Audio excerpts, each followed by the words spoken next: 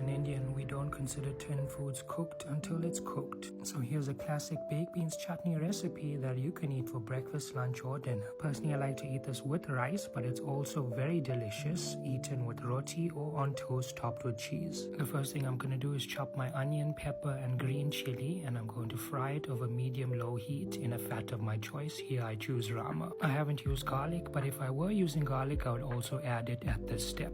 And to draw out moisture from these veggies, I also like to salt at this step as well. Personally, I love using pink Himalayan fine salt because of the variety of minerals present inside, as opposed to the usual iodated table salt, which only has 2 minerals and added iodine, which I'm not so much a fan of. I also like to use green chili because I love the specific flavor and level of heat, but if you want to use red chili or any other type of habanero pepper and so on, feel free to do that. If my veggies are burning at this step, I don't mind to add a tablespoon or 3 of water. I'm also going to use a teaspoon of my favorite spice, so here I'm using this masala, and then I'm going to let it cook for 30 seconds to a minute before adding 3 to 5 tablespoons of my favorite chopped tomato, or if you prefer fresh tomato, then I would add between half to 1 tomato. Afterwards, I'm going to add a 1/4 cup of water, and then I'm going to allow this to cook for a couple of minutes before adding my baked beans. For this recipe, I'm using a tin of cool baked beans, so once my veggies and tomato are cooked through, I'm just going to smash as I usually do with a big spoon, and then I'm going to open my cool baked beans with the tin opener, and I'm going to pour the entire baked beans into my cooked veggies. After I stir it through, I'm going to taste for seasoning. I'm going to adjust the salt if necessary, and then I'm going to close the pot and I'm going to let it cook on medium heat for 10 minutes. And here's a hack for those that love vegetarian protein sources. You can also throw in a sausage or 2 of Fry's vegetarian sausage and allow it to cook with the baked beans. Personally, I use Fry braai sausages, and as you're going to see, I'm going to add it in there and I'm going to let it cook with the baked beans. Now, I wouldn't advise this regularly, but if you're really treating yourself, then I would be eating my baked beans chutney with white bread. For me personally, I haven't been buying white bread lately, so I'm going to reheat leftover rice and leftover pumpkin that I cooked a couple days ago. Okay, so my baked beans chutney is cooked. The 10 minutes are up. I'm going to remove it from the heat and I'm going to scoop my desired serving. And this is it, baked beans chutney, a classic South African Indian meal and suitable for breakfast, lunch or dinner. Comment down below what you think of this recipe, share it with veggie lovers and save this recipe for later. Let's see how it is while it's steaming.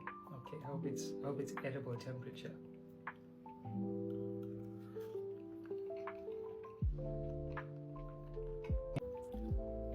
Love it. Get the full recipe and more in my book 26 Vegetarian Recipes from my Joburg Kitchen, available now through the link in my bio.